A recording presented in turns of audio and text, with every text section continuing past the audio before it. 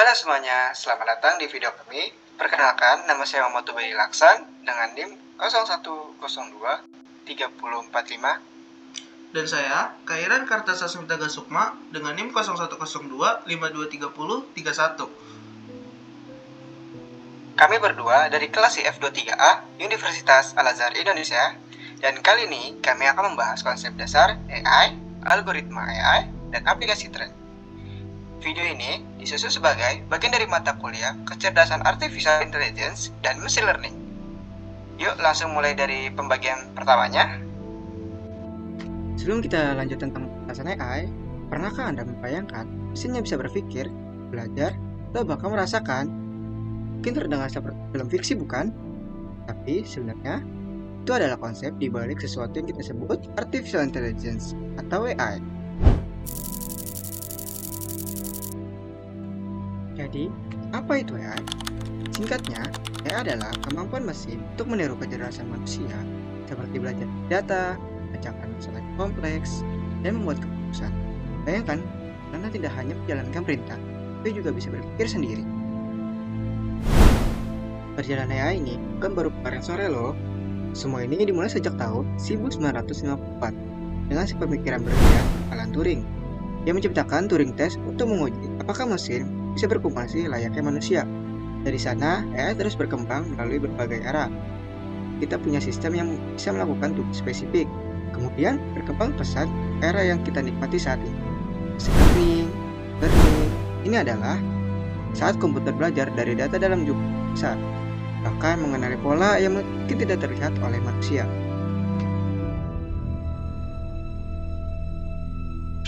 Nah, AI sendiri beberapa jenis, seperti kita klasifikasi hewan. Ada narrow AI atau AI spesifik, fokus pada satu tugas saja. Contohnya, yang sering kita pakai asisten suara di ponsel atau sistem rekomendasi film. Lalu ada general AI, ini masih teoritis, tapi bayangkan, mesin yang bisa melakukan tugas apapun, layaknya manusia, bahkan mungkin lebih baik. Dan yang paling jauh ada super AI, di mana kecerdasan ini jauh melampaui gabungan seluruh kecerdasan manusia di bumi. Selain itu, ada klasifikasi berdasarkan cara kerjanya, mulai dari yang paling sederhana, seperti reaktif mesin yang hanya bereaksi pada kondisi saat ini. Lalu ada limited memory yang bisa mengingat pengalaman masa lalu, keputusan, ya, yang lebih kompleks seperti theory of mind yang bisa memahami emosi dan kepercayaan. Sampai yang paling canggih, self-awareness, di mana AI ini benar-benar mempunyai kesadaran diri sendiri.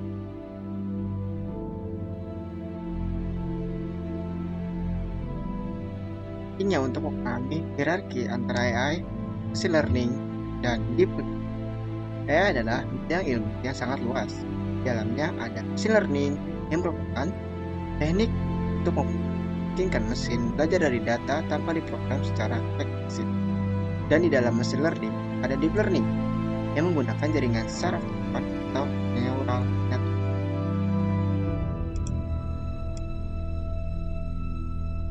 Sekarang, mari kita selami konsep-konsep inti di balik AI. AI pada dasarnya berfokus pada 3 hal: pendekatan pemecah masalah, paradigma pembelajaran, dan terminologi kunci.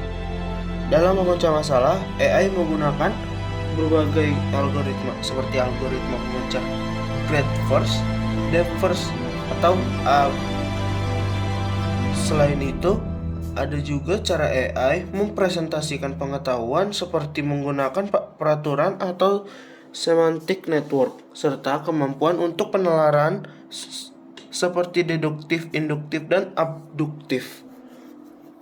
Kemudian, ada 3 paradigma pembelajaran utama. Supervised learning, mesin belajar dari data yang sudah diberi label, contohnya untuk klasifikasi atau regresi. Unsupervised learning, mesin menemukan pola sendiri dari data tanpa kabel seperti dalam clustering atau reduksi dimensi. Reinforcement learning, mesin belajar melalui sistem penghargaan dan hukuman seperti agen yang belajar bermain catur. Untuk memahaminya, bayangkan chatbot sebagai AI agent. Ia berinteraksi dengan environment, yaitu konteks percakapan. Saat Anda mengetik, chatbot menerima input tersebut. Lalu, ia memprosesnya dengan basis pengetahuannya dan memberikan respon. Mari kita lihat fondasi teoritis AI. Secara teori, AI dibagi menjadi dua. Pertama, simbolik AI. Menggunakan logika dan aturan eksplisit. Contohnya, super system yang menggunakan aturan jika maka untuk membuat keputusan seperti diagnosis medis. Cognitionist AI diinspirasi dari cara kerja otak menggunakan neural network untuk belajar pola dari data aturan yang jelas. Topik yang sedang hangat dibicarakan adalah explainable AI, SAI, yaitu bagaimana membuat keputusan AI menjadi lebih transparan dan dapat dijelaskan. Ini sangat penting di bidang kesehatan, mana dokter perlu memahami mengapa AI menyarankan diagnosis tertentu. Selain itu, ada juga AI ethics yang membahas bias dan keadilan, serta penelitian terakhir seperti quantum AI dan neuroputing. Di Indonesia sendiri, ada beberapa institusi seperti ITB dan UI aktif dalam penelitian AI. Misalnya, ITB sedang mengembangkan AI untuk bahasa daerah, sementara UI fokus pada computer vision smart city.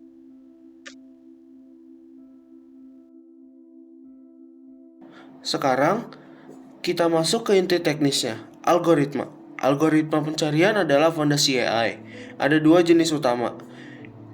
Uninformed search, mencari tanpa informasi tambahan. Contohnya breadth first search yang menjelajahi level demi level, atau depth first search yang menyelam sedalam mungkin terlebih dahulu. Informed search, menggunakan informasi untuk mencari jalur terbaik seperti algoritma yang sering dipakai untuk pathfinding. Di ranah machine learning ada banyak algoritma klasik, salah satunya adalah decision tree yang bekerja seperti flowchart keputusan. Ada juga support vector machine untuk mencari batas optimal, serta linear atau logistic regression untuk pemodelan statistik untuk unsupervised learning, dan K-mean clustering untuk mengelompokkan data yang mirip.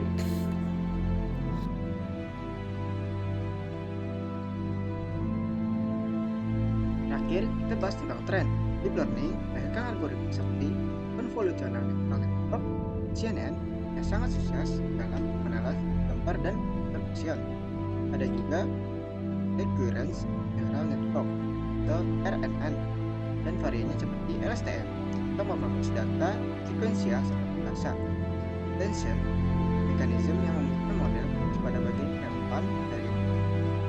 Ini memungkinkan model memahami konteks yang lebih luas dan menjadi fondasi untuk model dan bahasa besar seperti BERT dan seri GPT.